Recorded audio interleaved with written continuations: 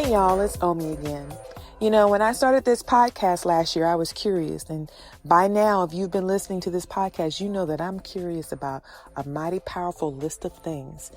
One of the things I was curious about was, how do Black women and femmes and non-binary people of African descent who identify as Black experience menopause and aging in the diaspora? What does that look like? What are the conversations that they're having? What are the taboos and the stereotypes that they're having to navigate? I wanted to know this in terms of what it looked like on the continent. I wanted to know what it looked like in Europe. As fate would have it, I have been developing a very sweet connection with two sisters who have become very dear to me. Karen Arthur, who lives in the UK, and Monika Odum. So I reached out to them and I said, listen, y'all want to have a conversation with me? And they both said yes. Karen is the curator and creator of Menopause Whilst Black. And she's exploring all the ways in which Black women who live in the UK are navigating menopause in the similar way that we're doing that here in the States. We are definitely kindred. We're both Aries, so we are fire sisters. And then I connected with Monika. And Moni is this sweet, deep, soulful spirit who's a nurse and also a writer, and turned me on to Rosa Mag. Rosa Mag is an Afro-German magazine that talks about all things diasporic in Germany for women of African descent. So we had a great conversation. You know, it was like curling up with two of your best good girlfriends over a cup of tea or a really good glass of wine. I think you all are going to enjoy this conversation as much as we did. We laughed, we cried. It felt like we were hugging each other through Zoom, through the internet, through our speakers. And hopefully someday soon we'll do that in person. This is the Black Girl's Guide to Surviving Menopause, introducing Karen Arthur and Monika Odum. Hey, Karen. Hey, Moni. Hi. Hey, y'all.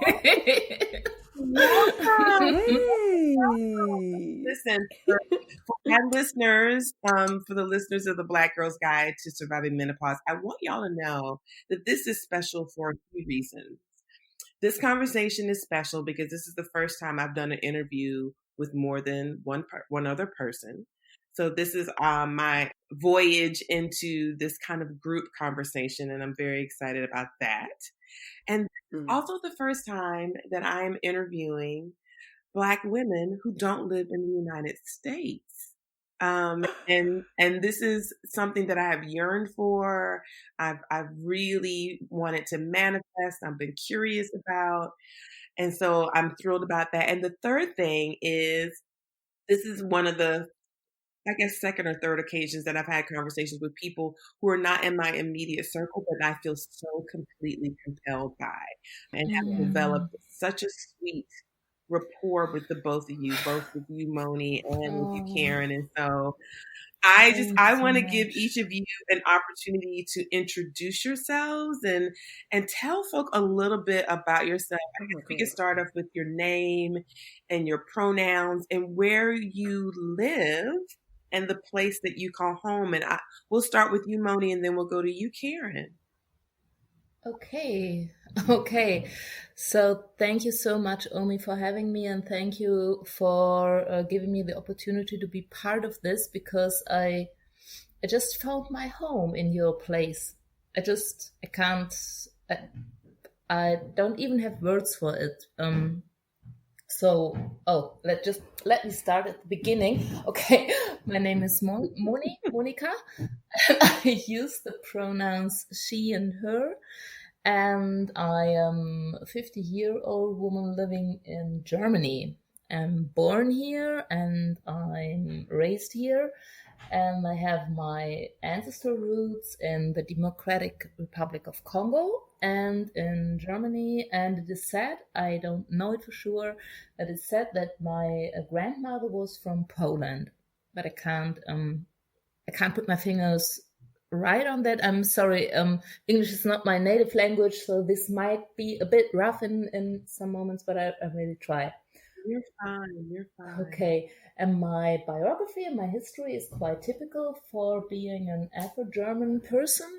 I was born in 1969, at the end of 1969, to be exact, on one of the parts of the year when the sun is at its lowest and the night is at its longest. And this is quite exemplary. And I was born to my white German mother, who gave me up for adoption. And my father is from, as I said, he was a student from the Democratic Republic of Congo, and her story and his story are quite intertwined, and they are quite building up or quite making this colonial history, this country of my origin, have both. He came as a student to the part of Germany which was foremost of the eastern part, the DDR, and then he moved to the formerly western part, and there they met as young students.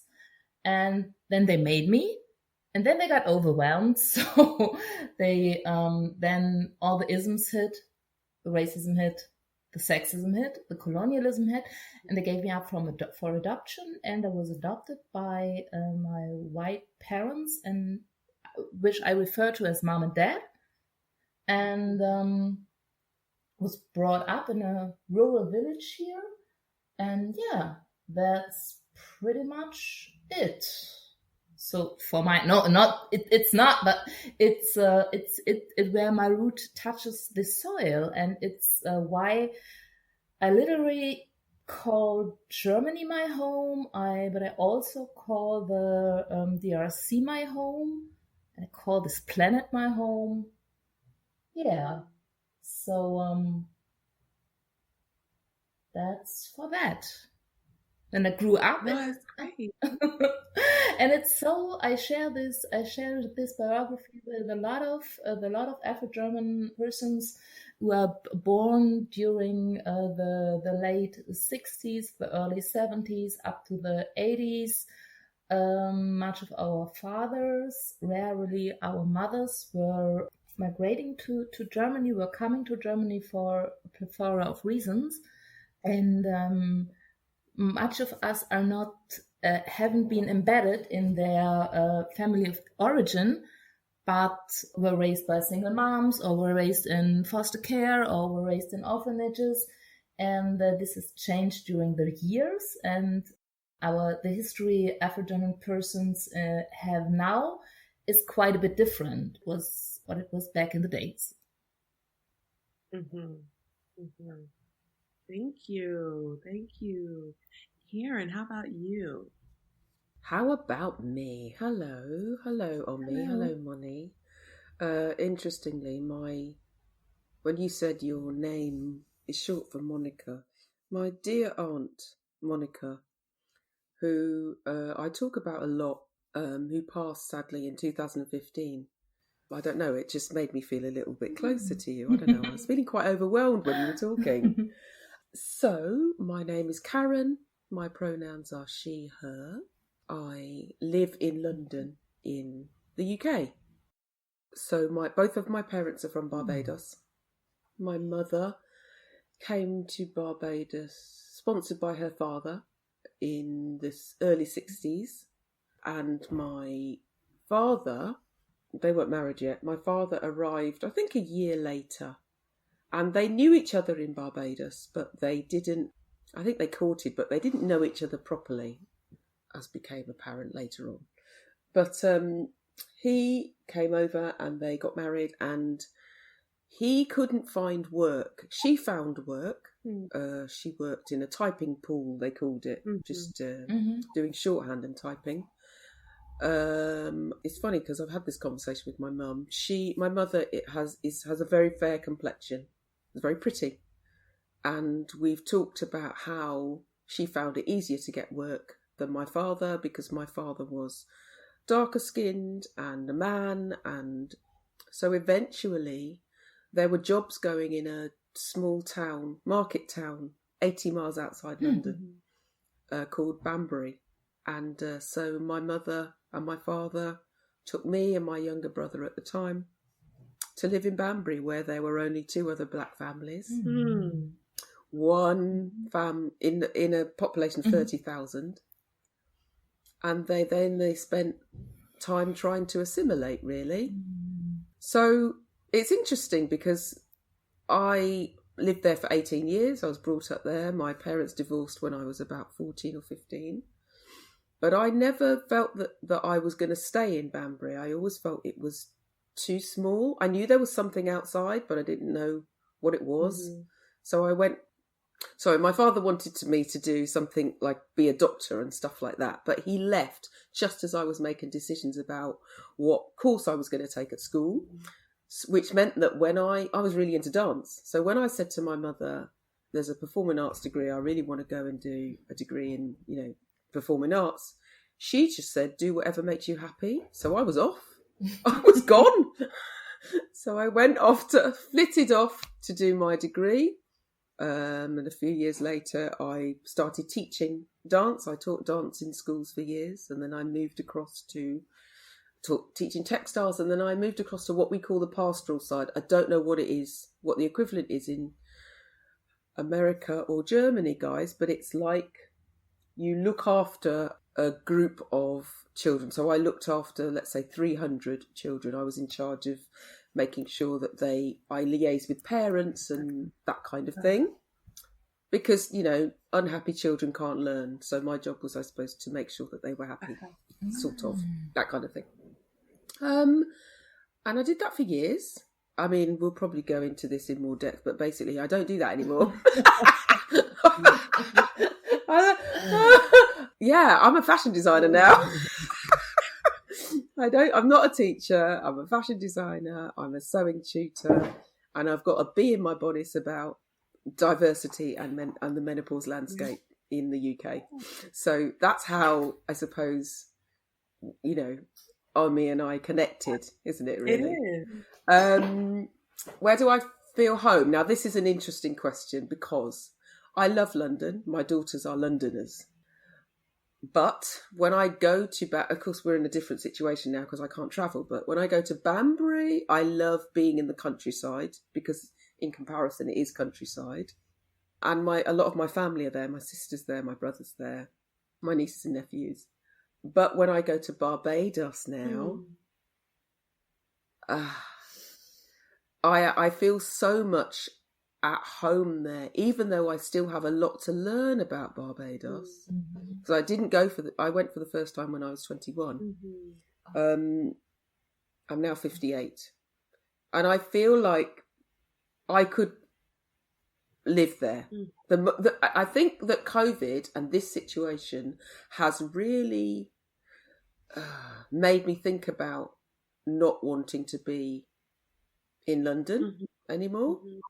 I want to be somewhere where I can feel the sun on my face, hear the sea, or get to it very quickly, and be near family. I would normally go to Barbados every year. I didn't go last year because my daughter was about to give birth, and I didn't go this year because global pandemic. So I'm really missing my Barbados family. So we'll see. So home is a mixture of things. I hope that answers your question. That was a long ramble. No, it does. I appreciate it. I'm just also like,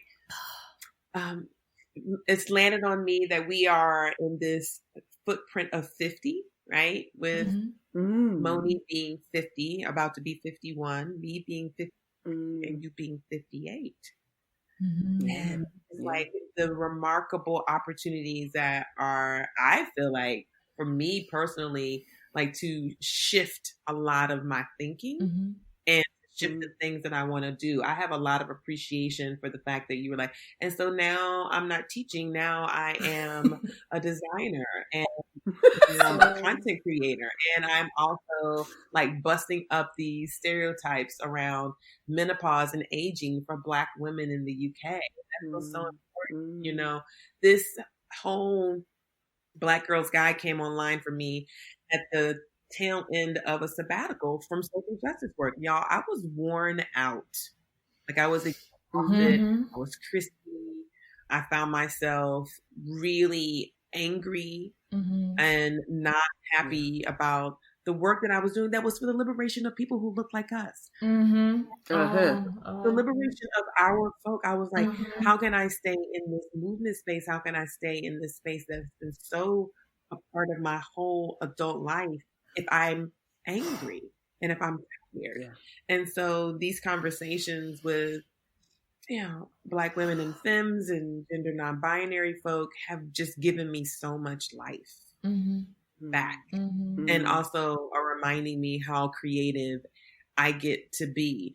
Moni, I'm struck by that, we didn't talk about the things that you do in the world. And I know part of your identity is around healing practices, both as a nurse and as someone who identifies as a healer who is in touch with the natural world. I do want to give you a chance to talk about kind of some of the ways that you have seen your life shifting as you made that transition from your 40s to your 50s, and what are the things that are bringing you joy right now? I'm still, as you said, I started my healing profession journey on my with 17 when I decided to become a nurse in 1987, in the late 80s exactly.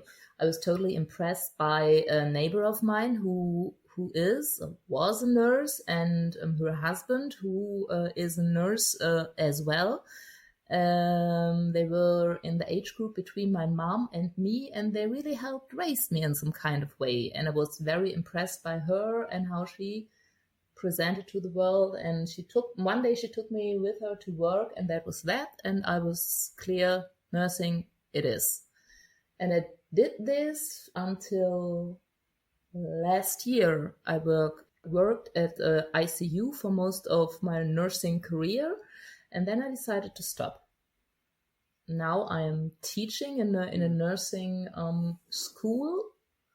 What brings me joy these days is that I gathered the competence to make that shift, gathered this deep yearning and this deep wanting of mine to heal, but put it in another context. In the context of teaching first and foremost, but in the other context to stand in my, may I say, witchiness at this point.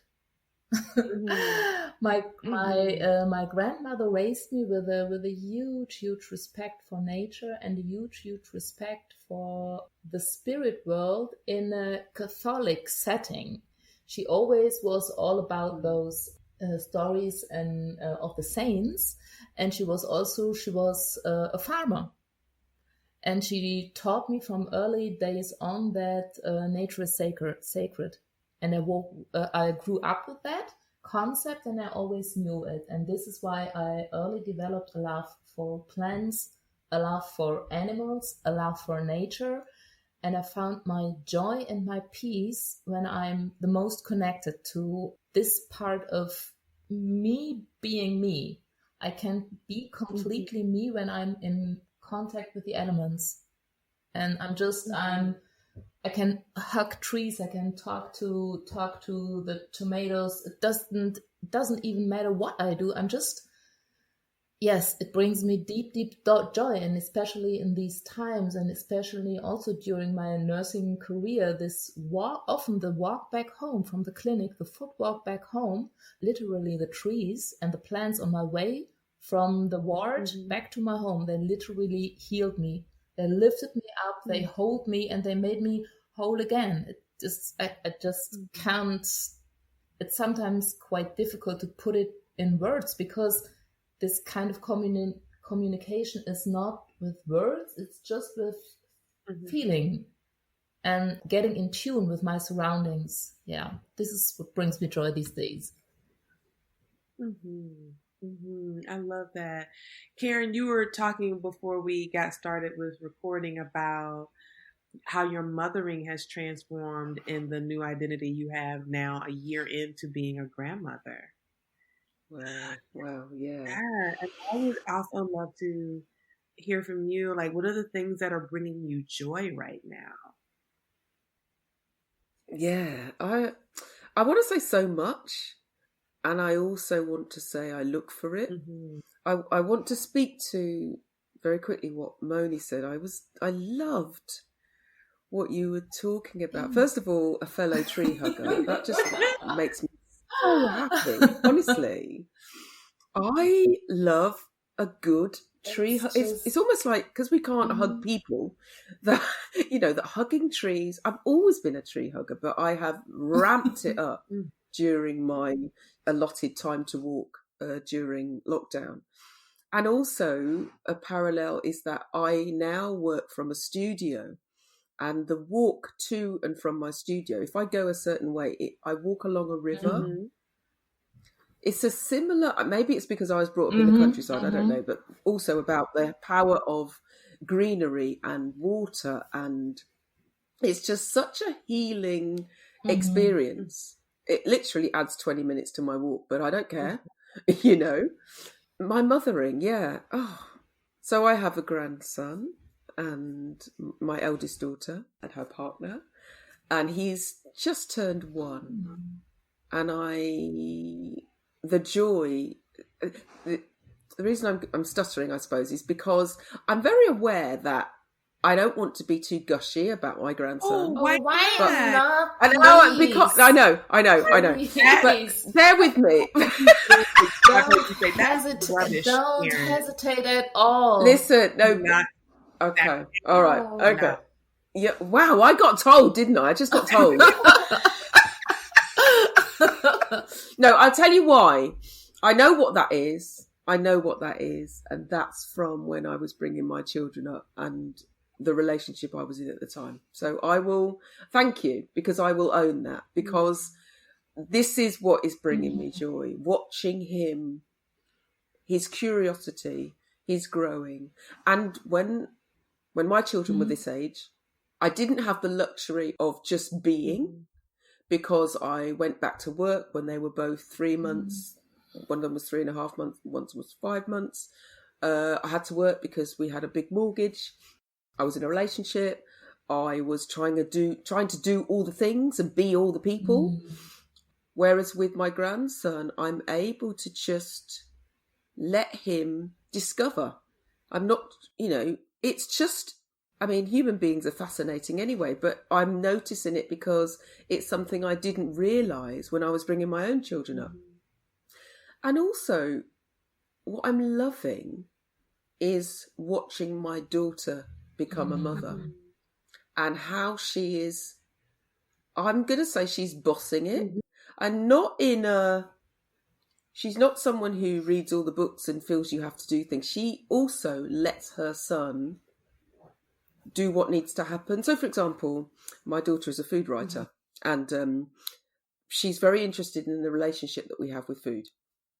And she was feeding him today, sat him in his chair, and she lets him pick the food up and, feed himself. And he was getting quite distressed. He wasn't in the mood for that. And she said to him, "That's okay. Food time shouldn't be stressful. If today isn't the day that you don't want to sit down, then that's fine." And took him out. And I know for a fact that I would have forced that, Yeah. Do you see? Because I would have been told 30 years ago that they have to sit down and eat the food. Right. And if you let them do what they want to do, then they won't learn. But she was like, it's stressful for him. It's stressful for me. Why would I do that? Why would I do Jesus. Oh my gosh. And it means that the whole atmosphere in the room, and all he did is she got him out and he still ate. He just didn't want to sit down at that day. Sometimes he does, sometimes he doesn't. It's like she knows, she has the confidence to just let him grow in the way that he wants to grow. It's an interesting, and standing back and watching that, knowing what I know now, and remembering my experience of motherhood when she was that age, which just was not the same. It was very stressful in terms of feeling I didn't know anything, having my partner's mother tell me I need to do things in a certain way, and then also the pressure of having to rush back and forth from work. What's wonderful also about what I do now is that I can drop everything pretty much when I need to. So I can give her, if she needs to go off and do something or just needs a break, I can step in.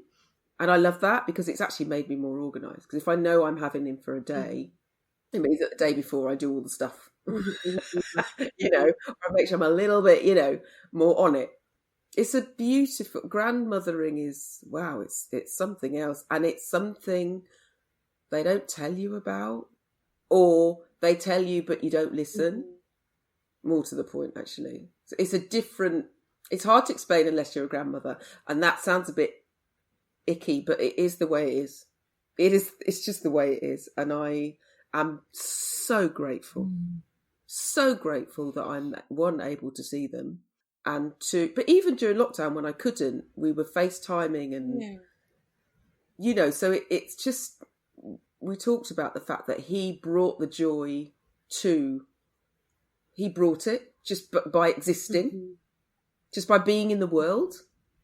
And I'm glad that I can appreciate that. Yeah, that's how it should be, Karen. Something that you said, which I think I want to explore a little more deeply with both of you all. You bearing witness to your grandbaby being loved up on and respected at 1 year old, already respected for his personhood, already respected for the energy that he's moving with and the decisions that he's going to continue to learn to make, that he gets to flow. And and I don't know if this is the same for y'all. Like, I feel like I'm either relearning or unlearning what that means for me. Like, there's so much BS that I was taught or absorbed or observed around how I should show up and take care of myself. Oh man. You know, it's like, Totally. No, you don't. Oh my God, Moni. Like, you cannot center yourself on me because that's selfish. Yep. That's selfish. Yep. And you can. This is going to be a 3-hour podcast. Because literally, we're just getting started. Honestly, like the unlearning. It's the unlearning, stripping it back, and then starting again. It's constant. It's constant. So I hope you're comfortable. Totally. I call it shedding my skin. One of my soul animals is a snake, and I'm constantly shedding and de-learning and sometimes even forgetting. And this moments when I de-learn or forget, they are quite blissful. And I'm it's such a relief to put those old conditions from my shoulders, and hearing you talk about your grandson and how he can, at that tender age of 1 year, always decide when he wants to eat and when he doesn't want to eat, and how he wants to eat. Does he want to run around with this piece of fruit, or does he want to sit and eat it while contemplating? It was like opening the window and letting in a breath of fresh air. It was, thank you so much. And it was not gushing at all. It's a healing experience to have to share all of this with you and to feel each other's joy. It's just giving me so much right now. Thank you. It's critical. Absolutely. I know that, Karen and I have already had this conversation, and so I feel like this is a continuation of it, where, when you're looking at the full spectrum of your lived life, and all of the messages and BS, and also good wisdom that you collect along the way, you get to sort it out. Like, you get to sort all this out and say, well, okay, now this is a thing that I was gifted, and this is a thing that I'm going to hold on to. This is good. This right here is good medicine. And this I was gifted, and this is bullshit. I'm going to let that go. Like, it's not okay with me to any longer prescribe or ascribe to that particular thing. And I feel like with aging and menopause, some of the conversations that I did not have, that I'm now getting to have, I don't want to problematize aging. I don't want to problematize menopause. I feel like so many people who reach out to me on Instagram or on Twitter are coming from a very negative, complaining place. Like, the very first thing that they are sharing with me is all of the hard And I want Listen. I don't want louder for the people in the back. Louder for the people in the back. And they want to give me a whole list of all messed up stuff that's happening with them. And I want to acknowledge that. I want to affirm that. And I also want them to think about this. What is the portal that you are standing in right now? What is the new iteration of you? What do you get to do that you've not done before? Who do you get to be? Who do you get to claim? And when you say that to some folks, they're like, I just want to know about hot flashes. I said, we can have that conversation. That's an important conversation. I also want to know how you're experiencing intimacy. Are you having orgasms right now? Because you should be. Because you should be. And it's hard to sometimes get people to let go of the negative narrative. Even for myself, it's been hard sometimes to let go because it's the narrative I know. It's the narrative I'm invested in. I'm wondering what y'all think about that. Oh, this is so... May I? Yeah, go for it. Go for it. Yeah, I'm coming. In my last year before I turned 50, when I turned 49, I said that, okay, I sat myself down and had this conversation with me on, okay, how do you want to be in this menopausal phase of your life?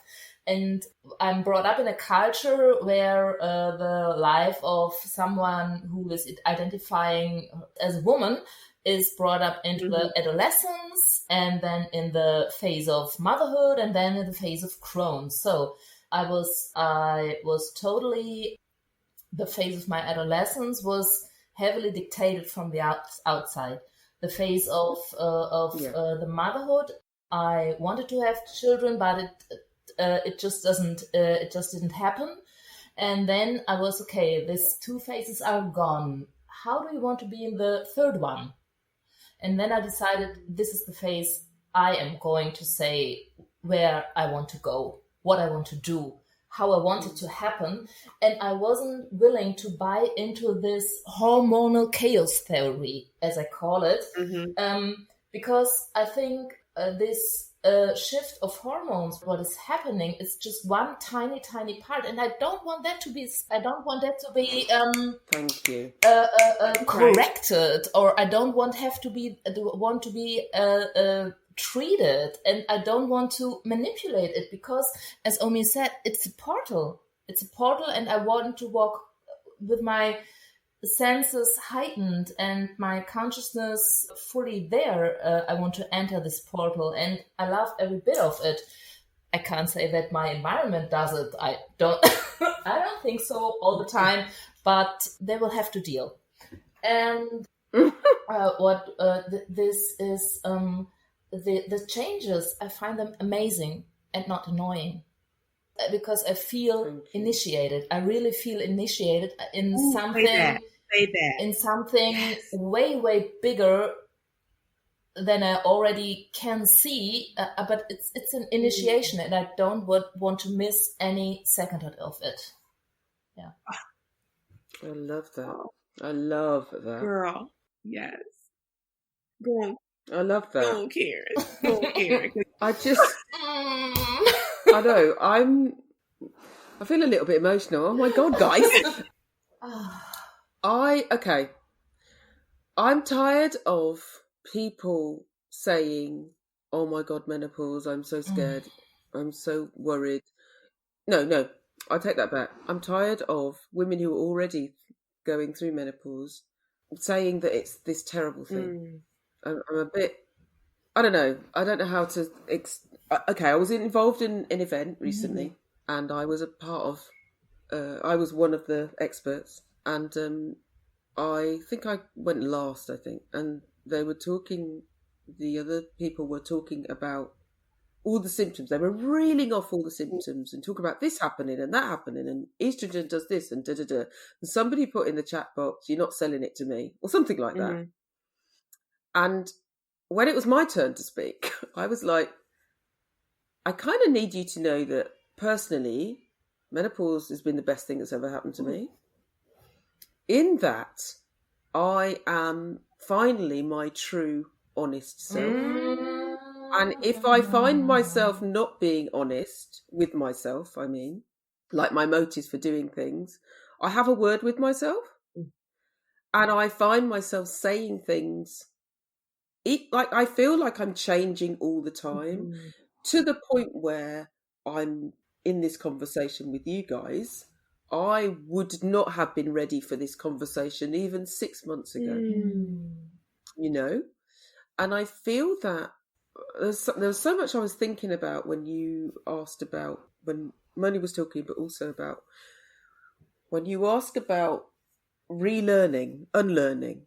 I went through a stage where I felt really angry, and I mean angry at the lies I've been told and the, I'm going to say, propaganda, almost a vendetta against women being their true selves. I spent the best part of, I'm going to say 50, where am I? 58. So 53 years living as someone that really isn't this person speaking now. Whether it's the way I looked, the job I did, the way I showed up in the world, the way I parented, the lover I was, the partner I was, what I wore, everything. And I feel like that's just a crock of shit. Sorry. Which is why I can't shut up. This is the thing.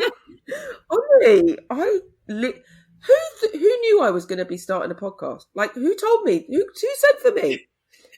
But I feel like I didn't. The reason I, start speaking is because I didn't see women who looked like me talking in the UK about menopause. That's it. That's it. Full stop. What I did at first was think, oh, I'm not looking hard enough. Maybe I need to look somewhere else, And then I realised that, okay, so it's me. And what this speaking up is doing is helping me to find similar women so that my daughters and millennials and Gen Zs and whatever the hell they're called aren't dreading this time in life, aren't thinking, I don't want to get old because my bum's going to sag and I'm going to get a pot belly and blah, blah, blah. Talking about how awful it is. Listen, lots of things are awful at any part of your life. This is just another part of it, Exactly. So menopause allows you to embrace it. I'm not in a habit of wishing any part of my life away. I believe that every single layer that happens brings you to where you are now. Okay, so all the stuff that you would call rubbish, you might call rubbish, like a breakup or a poor mental well-being, that kind of thing, has made me the person who can speak up now. If we prepare and if we know and if we see women like us thriving, living, getting on with our lives, speaking up, then it means that younger women are going to go, oh, I want to be like that. Oh, it's not that bad. It's not going to be this big, not being young is the end of the world, because it really isn't.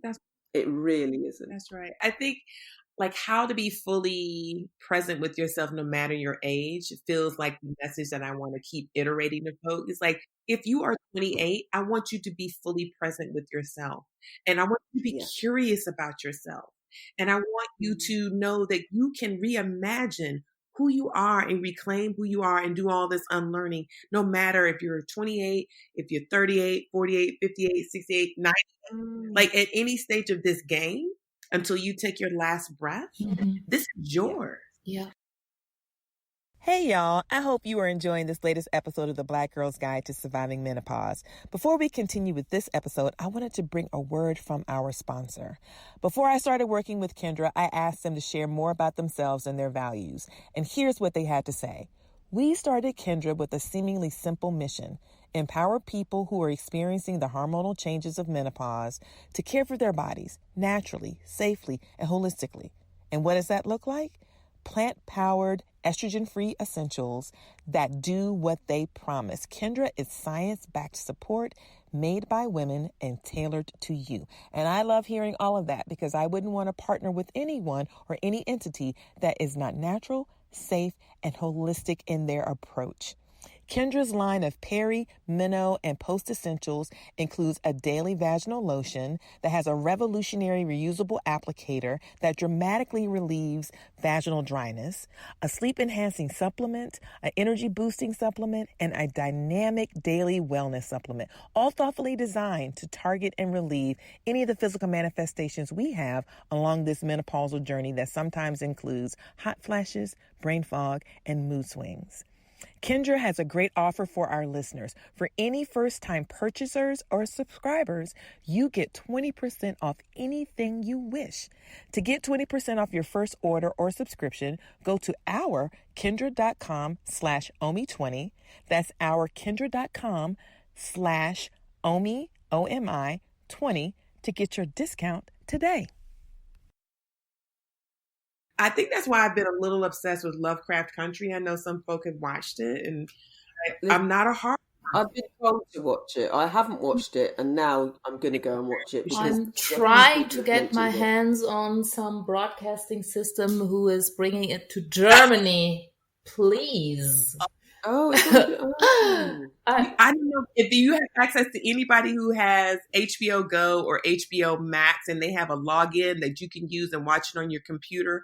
I hope you can do that, Moni, because y'all, when I tell you this has been such a mirror for this moment that we are in, but also particularly the mirror that I see in one of the characters who's played by Anjanou Ellis. She plays a sister named Hippolyta.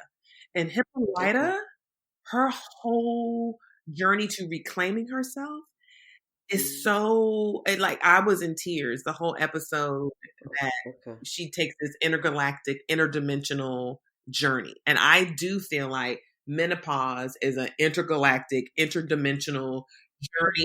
Only when you said it was an initiation, I about jumped. If I didn't think I was going to knock over my laptop and my...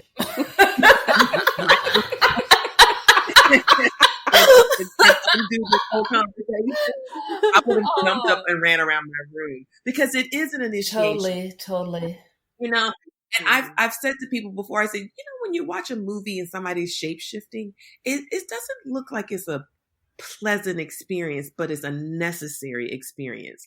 That shape shifting moves them from one iteration of themselves to the next, where they are fully realized it's this very powerful entity. And I do think that, you know, I'm sitting here talking to y'all right now and my belly has decided it wants to come up out of my jeans and just lay. Let her be. Like, you know what's interesting is that we are fixated in this world with everything having to be easy and pleasurable. Mm-hmm.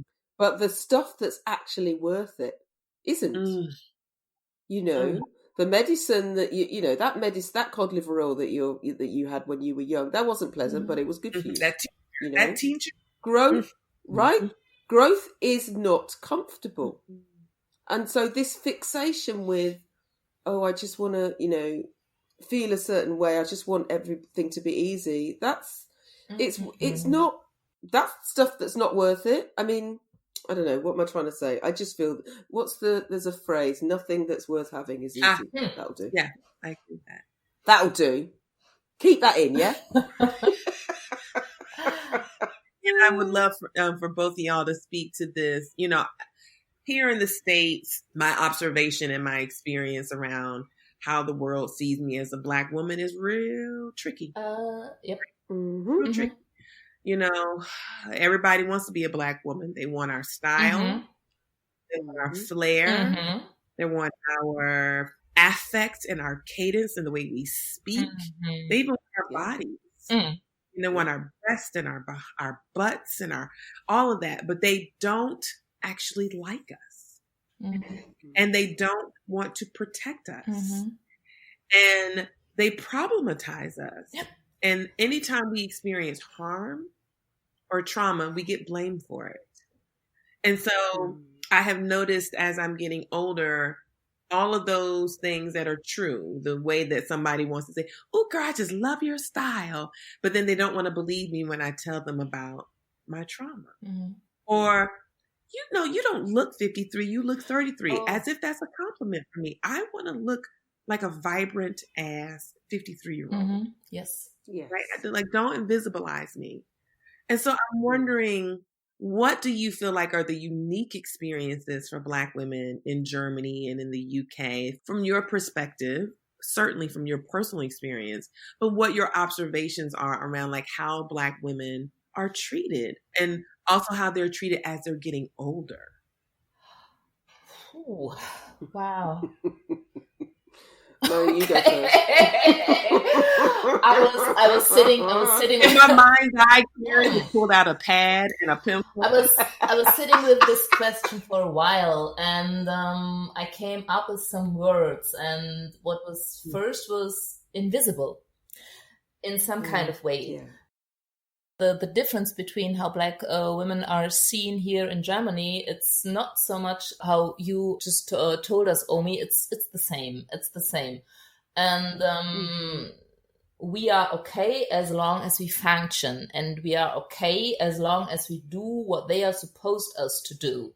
And I can't tell the times when people came up to me and say that, oh, you don't look like 50, you look so much younger. And my partner is 10 years younger than me. So when we came together a few years ago, I was very conscious about this. And I have to be honest, I was glad that I didn't look like 45 or what people think 45 should look like. But then in the last 5 years, it shifted totally. And I was telling myself, why can't I look just the way I am looking without having this age stamped upon me? But by the way, what do you expect a 50-year-old person to look like? What do you expect me to be like, look like, act like as a Black woman in my 50s, having spent my life in Germany? And do I want to be in your expectation range? And I clearly do not want to. And I was brave enough a few months ago and this was a big one for me. We have this racist mass murdering in February in Hanau, where a racist sniper shot so many people in a shisha bar. It was horrible. It was so bad, and we have racist attacks coming more and more to the surface and happening more and more often. And this year, I just didn't hide my pain about it. And I didn't hide it in a corporate environment where I'm in. And I let them see, I let my white coworkers see my tears. It was one of the bravest things I've ever done. And because I was no longer content with being okay for them. I was letting them see my pain, and this was a conscious decision, because I don't want to play this role for them, for me, for a community, for anybody any second longer of the strong Black women. Because them, I'm not. I'm not. At least not 24/7, and at least only to the terms how I define strong for me. And I wouldn't have done this 10 years ago. No, I think that's your answer. I wonder, with the relationships that you have with other Afro-German women, and also I know that you have connected with a platform through Rosa Mag. I know some folk may not be familiar with Rosa Mag. I feel like there are voices that are not familiar to me, that are not my voice, but feel familiar to me because they feel like, as a part of the diaspora, as women of African descent, we are having similar experiences that are unique in the context of where we live. They are gorgeous. Right? Does that make sense? Totally. They are gorgeous. They are a gorgeous group of young women in the age group between the beginning of 20 and the beginning of 30 years old. And they are the founder. Siani just brought up this magazine because she just want to have a magazine in Germany for Black women. She would just wanted to have a magazine for German-speaking women in the German-speaking countries like Austria, Germany, Switzerland, and birthed what she wanted to see in the world, and it's amazing, and I love it. And she gave such a big gift to the community, and I'm very happy and I'm very blessed to be part of it. I'm the oldest, and what Karen said before this, it's a bit of paving the way. My experience that I make with menopause may or may not be helpful for the ones who come after me. And Omi, I think it's what you said as well. And this is how I found you actually last year. It's so beautiful. I was looking for someone who was on the way already. And this is how I found you, because I thought I can't be the only one. Even if I look not in the European room, but have to look in the US. But for me, it's just us sitting here and talking. It's just, it's a dream that has manifested. It's magical. It's magical. I imagine us, I have been imagining us in the future sitting around a table with a hot chocolate or a rum, or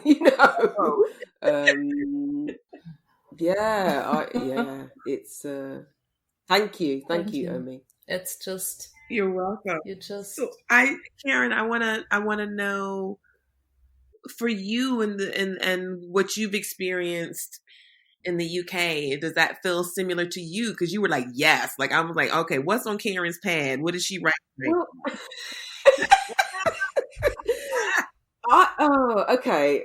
I feel like I'm going to make a confession. I don't know. I said to you before, Moni said something about you wouldn't have done this 10 years ago. Well, I'm saying I wouldn't have done this 2 years ago. First of all, yes, always had you look younger than, I actually used to relish telling people my age. First of all, women would be surprised that I would say my real age, and then people would say, oh, you're making it up. And then I would say, well, I know I look younger and I like getting older, so we're good. Yeah. The other thing is, I really don't think that I feel the 58 that I feel I should feel, if that makes sense. Like 58 is, when I was 21, I thought I'd be dead at 58, It's like, it feels so old, but I don't feel old. I don't feel like people think I should feel. I don't know. The other side to that is, I have always been wedded for a long time, to the way that I looked. So I've prided myself on looking a certain way, having a certain figure, being guys doing double takes, that kind of thing. And there was this shift when so a couple of things happened. First of all, I stopped dyeing my hair. I have long locks, and I was getting to the stage where I'd look at the TV and see the adverts for L'Oreal telling me to reveal the true me, and shouting at the TV and going, but this is the real me, so what are you talking about? And also the fact that dyeing my locks was a whole day of my life that I could do without, frankly. Finding the right shade, washing, it's just long. I got things to do. So I stopped dyeing my locks, and then I got called brave simply because I couldn't be bothered to put a colour in my hair, which I thought was quite funny. I was, I'm not slaying dragons, love. I'm literally just, not dyeing my hair. And then I remember an occasion where I got called auntie by a younger woman. I was on the bus, and this woman got on with her small child, and the small child was trying to get up on the seat next to me, and I helped her. And the woman said, tell auntie thank you. And I was like, who are you talking to? I was vexed, Did you look around? Did you go? I was like, bitch, and she got off. And then they, the journey carried on, and then they got off, and the little girl waved bye-bye to auntie, and I'm sitting in my feelings and having a word with myself, because it felt like I'd gone from this I'm going to say desirable. You know, this is me caught up in my validation, outside validation, to this older woman and nothing in between. And I was upset, so upset that I wrote a poem about it, which I have performed a couple of times at some spoken word event. I was vexed. Anyway, the other side to that is that feeling of, I felt like society, I don't know what, and this is my confession, I don't know whether this is as a black woman or as an older woman or both. But that whole idea of what you said about invisibilization, but I can't even say it, invisibilization, I don't know if it's a word, but it is now. Basically, the moment that I get to a point where I find my voice and I don't give an F-U-C-K what people think of what I say, is the time I'm also supposed to be quiet. No. That's not about to happen. That would be fuck, Karen. Yeah.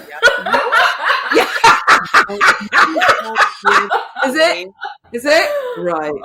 So if you think about it, we get older, we gather all this knowledge and experience, and at a point when we are ready to, you know, impart this wisdom and give it out into the world, we're also supposed to be quiet and let the young, you know, and focus on the youth. No, we can both coexist. We can all coexist. Intergenerational learning is the most powerful of learning, isn't precious, it? You know, it's so precious. So yeah, so I was, when this woman called me auntie, I had to journal that out. I had weeks of journaling that out and trying to work out. The other side to this is I'm single. I'm not in a relationship. And that is ostensibly by choice. Guys are hard work. They're hard work, man. And also, I like me. I like my own company. I know that COVID has obviously meant that I have to be on my own, but bear with me. I like my own company. I don't know whether I haven't worked out whether this is because I'm still scared, because I was in a 20-year relationship and that was a bugger, or whether I trust, what would I call it, the universe. I feel that I'm moving towards whatever I'm moving towards, you know, and I feel that in the past when I've gone on dates or when I've met guys, I've kind of molded myself into what I thought they thought I should be, and I don't want to do that anymore. So if I end up in a relationship and I've let go of the feeling that I feel I need to, in the past I was, you know, wanted to get married and wanted to say that I had a relationship and all that kind of stuff. I'm not that bothered anymore, you know, but I also haven't ruled it out. I'm just busy living my life.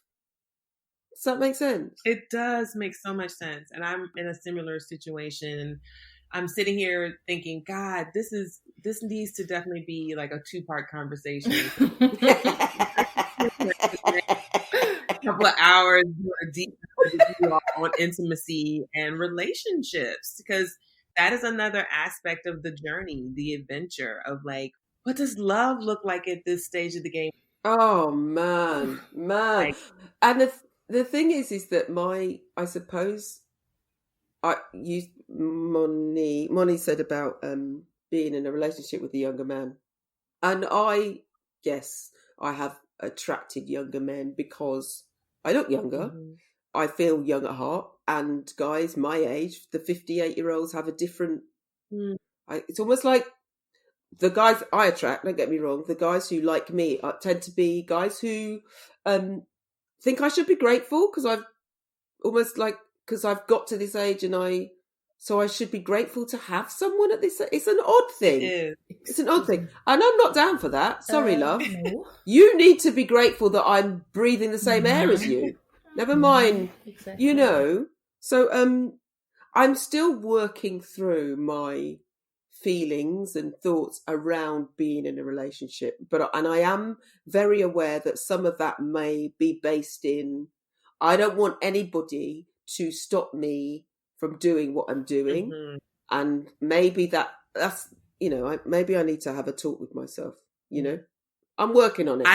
And I'm open to working on it. I love the talks with yourself. And I do think the talks with yourself in this space that we find ourselves in are deeper and richer if you allow it to be. Yeah. I think that people are denying themselves this relationship with themselves. Mm-hmm. And I want to invite folks to do that. So I am mindful of time. So also, y'all, people who are listening, Moni and Karen had to help me figure out the time difference. That was funny. That was so funny.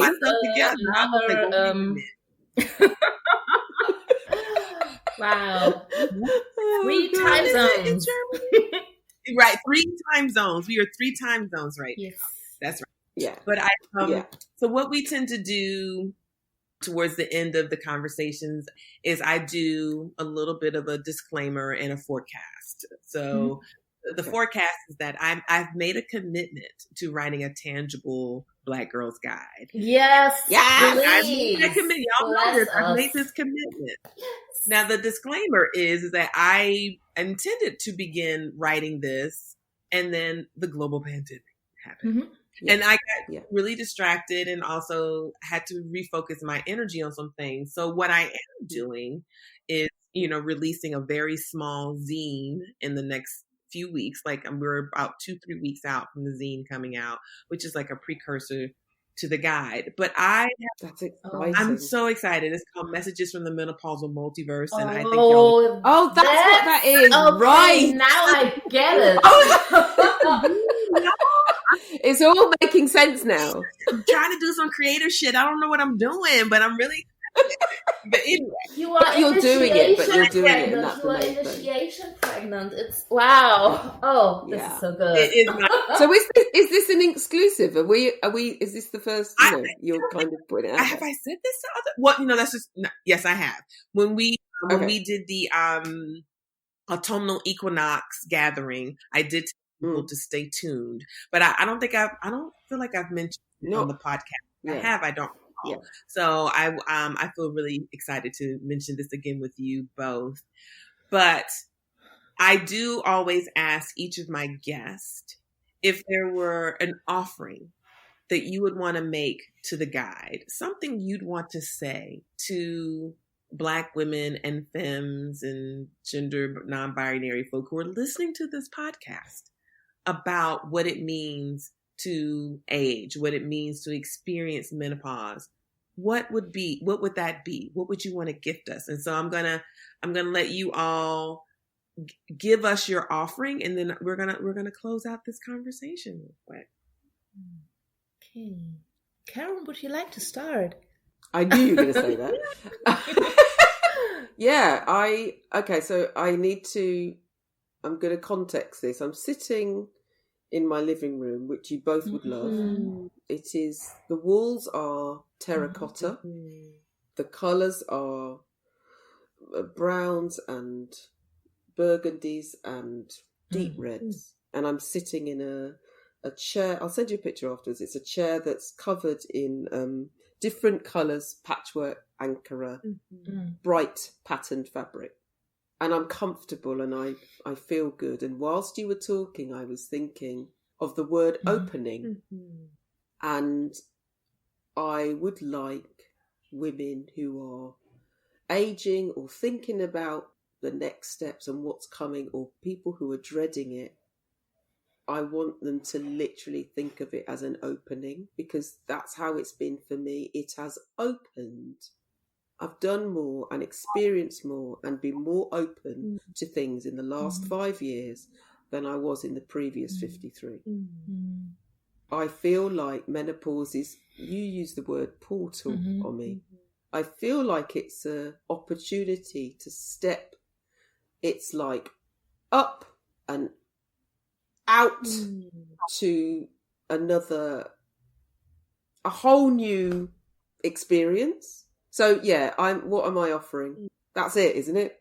I'm a very visual person, so I'm seeing like a curtain, but the curtain is soft and inviting and sparkly and heavy.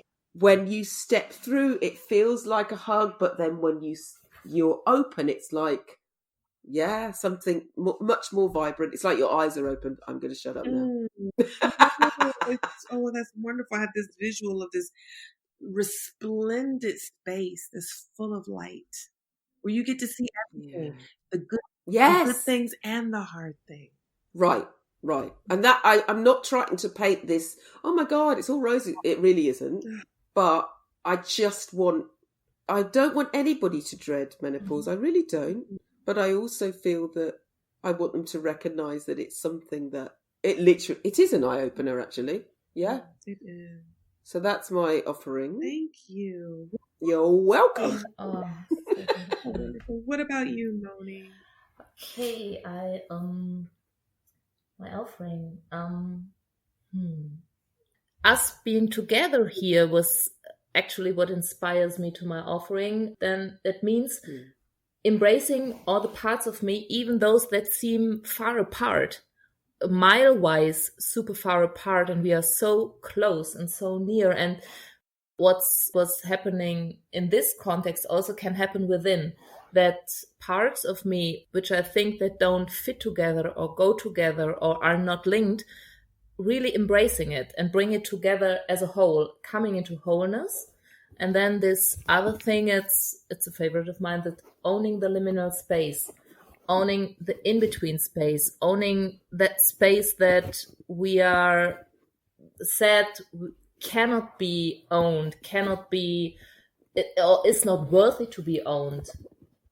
This menopause, this portal, just making it sacred, because in this space is where magic happens.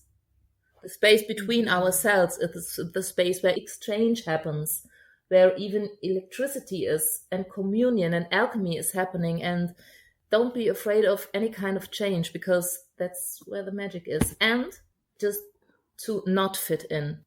Really, it's not necessary. It's not necessary. I'm so happy that we got to have this conversation today. I know we're going to keep having these conversations. I know that this connection that I have been able to develop with both of you came online exactly when they were supposed to.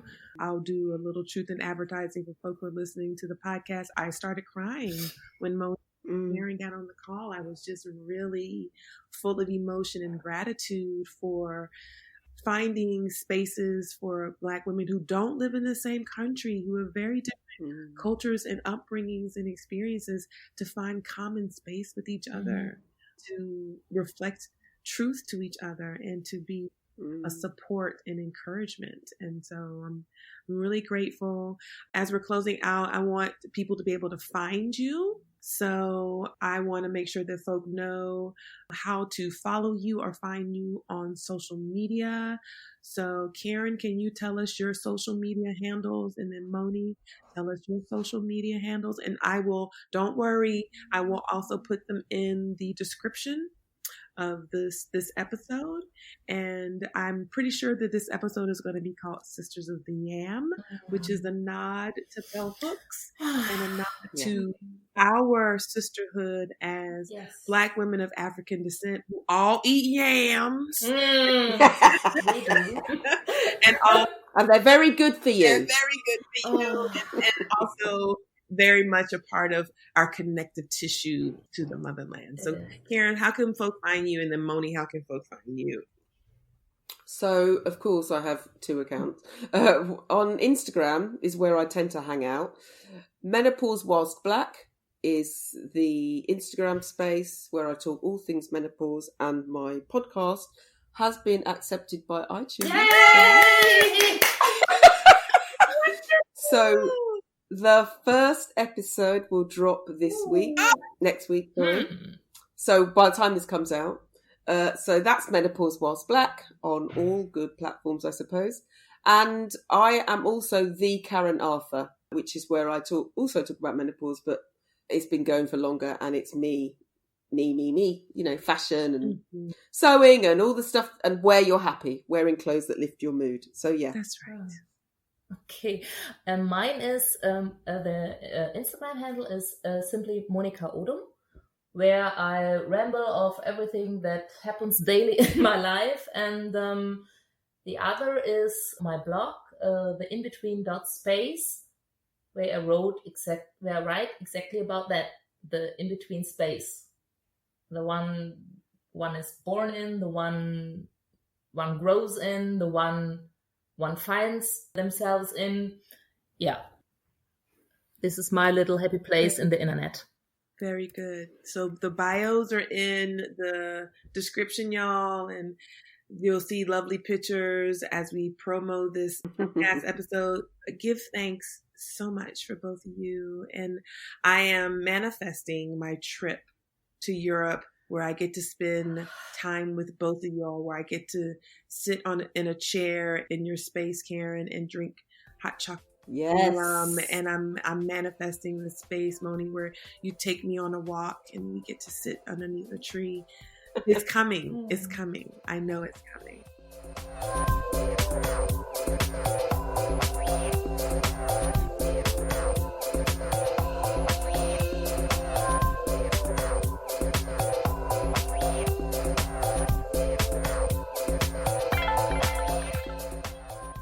Hey y'all, I hope you enjoyed this latest episode of the Black Girl's Guide to Surviving Menopause. I told you were going to fall in love with Karen and Monika.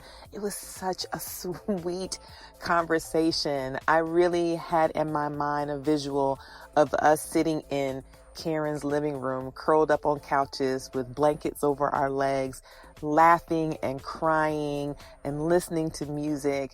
And I cannot wait until that is manifest. We're going to call that into existence in the very near future. If you're interested in learning more about Karen and Monika, I have listed their social media handles in the notes of the podcast, and I want you to follow them.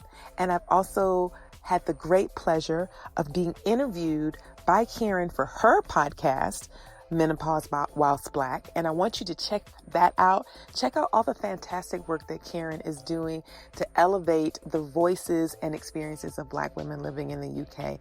This is not a singular experience. This is a collective journey, and we get to do it together as kindred. And I'm really excited about that. Don't forget, if you want more information or want to learn more about the Black Girl's Guide to Surviving Menopause, check out the link in the podcast notes and check out our website. On our website, you can learn more about our zine, Messages from the Menopausal Multiverse, which you can read on issue or purchase on Blurb. You can purchase gear. That's right. We've got gear. We've got hoodies. We've got t-shirts. We've got tanks. We've got totes. And you can have them too. All of that is available to you on our website. If you're interested in supporting us financially, consider becoming a patron. There's information on our website around how to do that as well. And if you're not ready to become a monthly sustainer, you can make a one-time donation via Cash App or Venmo. And the links and the handles to that is also in the notes. Y'all, please don't forget the listener letters. We really do want to hear from you. We're interested in what you would like to hear us talk about in 2021. We're wrapping up the year. We're winding down. We're making preparation. And we want to plant seeds that will manifest in the new year. I want to thank you all so much for walking with us, vibing with us, and being so supportive of this labor of love. Please stay tuned. And we will see you on the dark side of the moon.